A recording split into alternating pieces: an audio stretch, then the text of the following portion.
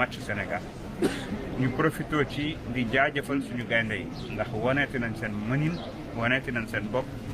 won nañu ne favori bi nga xam ne bàkkee nañ leen ko ci Coupe d'Afrique bi lu ñu yelloo la lu ñu mérité la di leen ñaanal rek cat bañ leen topp te ñu continuer nii di ñu bégal ba final ba incha allah ñu dajeeg Maroc jël coupe bi ndànk ci moom indi Sénégal loolu mooy bébét buñ ca yeggee rek yàlla baax na yan naa ca dem ça veut dire que dinañu qualifier incha allah bu loolu weesoo nag ñu jàpp ne dafa am loo xam ne Pastef dafa baaxoo woon Pastef dafa baaxoo woon depuis opposition di taxawu askan di cotiser di boole seen doole di organiser ay activités citoyennes di organiser ay dons de sang di organiser ay nettoyage waaye tamit di joxe ay dons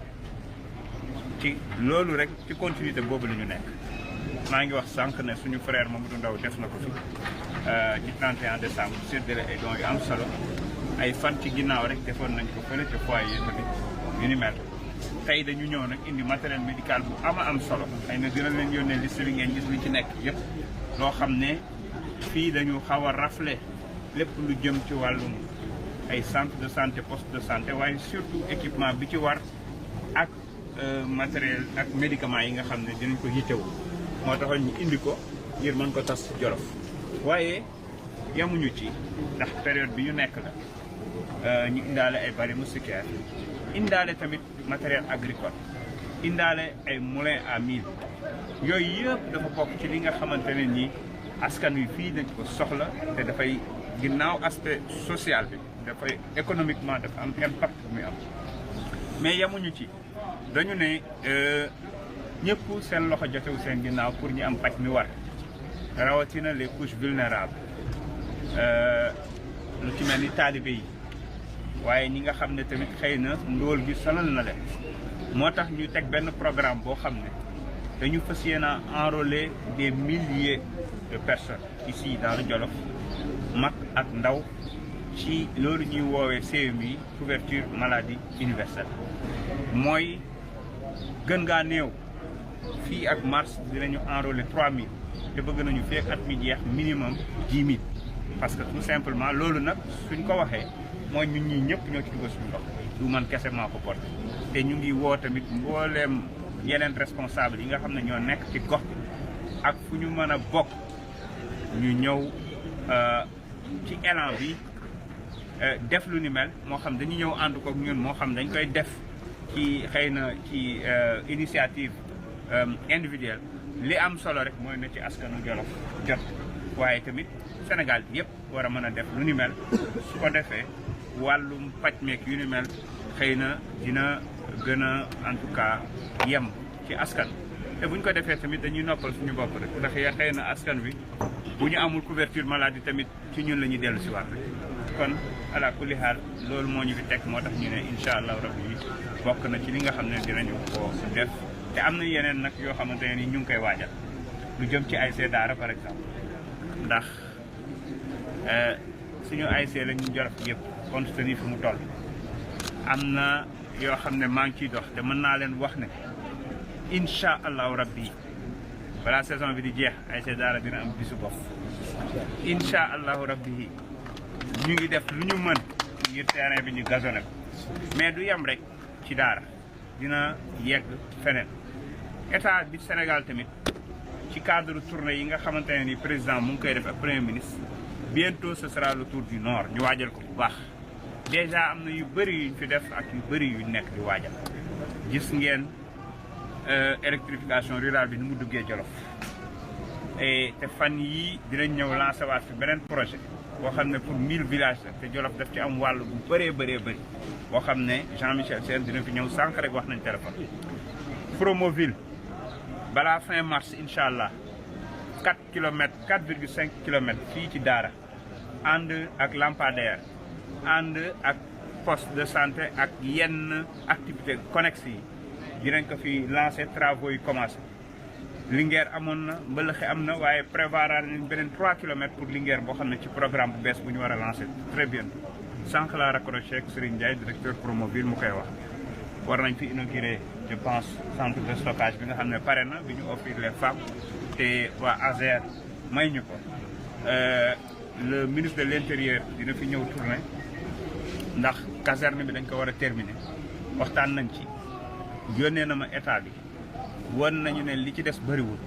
fee nga xam ne aussi mooy doon quartier général légion bi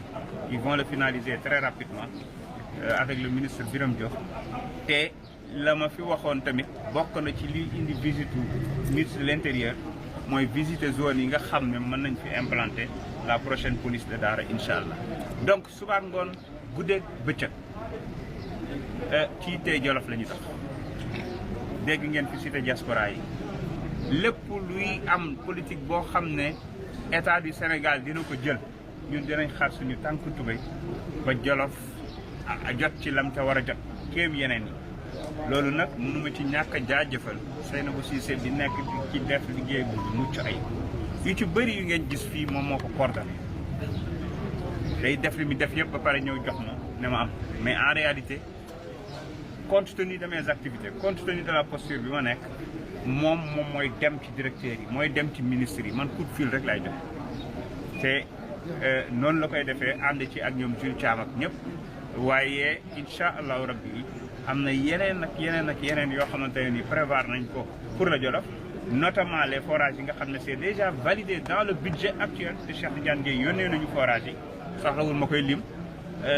ak aussi lépp loo xam ne jëm na ci électrification bi nga xamante ne nii war na law Jolof projet bu am solo boo xamante ne nii ñor na waa Jolof mooy projet Préferlo bi ngeen daan dégg mooy vallée fossile yi président de la République comme premier ministre ministre de l'agriculture ministre de l'hydraulique démb rek bi ñu dajee présidence dañ fi teew ñoom dañu jàpp ne mooy le projet le plus structurant bu ñu mën a réaliser fii ak fin du mandat moo tax ñu ci dox ay jéego yu am solo yoo xamante ne nii bu ñëwee ba ñu dragué canalu 65 kilomètres ba def fii les centrales solaires photovoltaïques ba def fii les bassins yi nga xam ne moom mooy gérer pisciculture bi ba def ba nga xam ne fii Jolof dinañ fi mën a bay noor ak nawet càmm gi dina mën a dox noor ak nawet ak yu ni mel ak li ci war a topp agropole ak yooyu mën nañ leen biral ne incha allahu rabbi ci mandat bi di ngeen commencé gis xar kanamu Jolof di soppeeku ca anam yëgën mënuñu ñàkk a jaajëfal nag suñu benn mbokk Jolof yoo xamante ay Jolof yoo xam ne taxawal nañ fii benn usine bu mag boo xamante ne nii day produire bokkoon na sax ne dinañ fa dem xool ko mais journée bi ni mu demee la mais dinañu def tout ba bu fi président dañu wala premier ministre ñu dugal ko ci programme bi parce que dañu war a encourager les fils du Jolof yi nga xam ne ñu ngi jël des milliards di ko def ci usine ci industrialisation pour mën a def ay emploi waxtaan naag téléphone ma yor jox na ma ki nga xam ne moo yor projet bi ba ñu waxtaan ba mu wax ma ay mbébétam nombre d'emplois yi mu am nombre d'emplois yi mu visé dans le futur entre autres loolu la ñu soxla fii ci Jolof incha allah te noonu lay demee mën nañu wax ISEP bi nga xam ne ça avance très bien on a déjà l'assiette foncière te ñu ngi koy topp ak le ministre de l'enseignement supérieur donc yooyu yëpp ñu ngi ciy dox le ministre de la santé il m'a donné la garantie que le scanner de l'hôpital de Linguère a été commandé actuellement ils sont en train de construire l'emplacement te loolu yaakaar naa dina soulager population Jolof yëpp il boole na ci ay ambulance pour dëkk yi amul lu mel ni ay Afe lu mel ni ay Thiarni ak yu ni mel c'est déjà prévu sans compter maintenant plateau médical bu centre de santé bu Daara bi nga xam ne il m'a promis que lui-même dina ko visiter dina ko relever boppam te loolu yëpp dinañ ko topp incha allah kon loolu moo nekkoon kàddu yi nga xam ne bëggoon na leen